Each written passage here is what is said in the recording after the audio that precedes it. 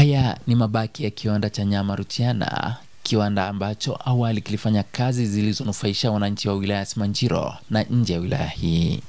Imeelezwa kuwa kiwanda hiki kilifanya kazi kwa miaka 2 mfululizo na kilitoa huduma mbalimbali zikiwemo za kunenepesha mifugo pamoja na kusindika na kuchakata nyama na maziwa.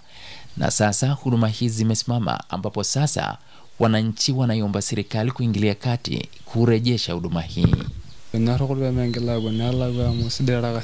Ile kabla kampuni haijaleta kiwanda cha Urpuru, walikuwa wanaenda mbali peleka mifugo, lakini baada ya kampuni kuja imekuwa kwao ni rahisi.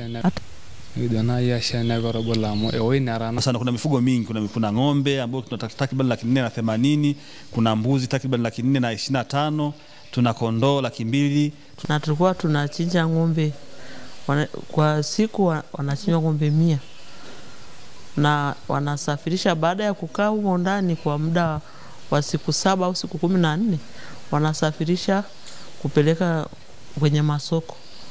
Tunapenda serikali shirikiane na sisi, kwanza kutafuta mtu atakayeweza kuja kuwekeza. EATV tumezungumza na kaimu msajili wa bodi ya nyama Tanzania, ambaye hapa anatoa wito kwa Tanzania. Kiwanda kizuri cha kisasa, kina uwezo mkubwa. Kwa hiyo kukiwezesha kikaanza kufanya kazi kiwanda hiki, litakuwa soko la uhakika kabisa kwa wafugaji wa Simanjiro. Tuepukane na ile tabia ya kusafirisha mifugo. Tusafirishe nyama. Kusafirisha mifugo kuna athari nyingi. Nitoe wito kwa Watanzania na watu wengine wote wenye nia ya kuwekeza kwenye tasnia hii ya nyama, kwamba kuna hiki kiwanda ni kizuri. Kama unavyoona sasa ni mradi mkubwa, lakini haufanyi kazi na umelala. Kwa hiyo Benki ya Maendeleo ya Kilimo katika kuisaidia sekta ya kilimo katika sekta ya mifugo, tuko hapa kuangalia ni jinsi gani ambao tutaweza kushirikiana na wadau mbalimbali pamoja na wamiliki wa viwanda hivi.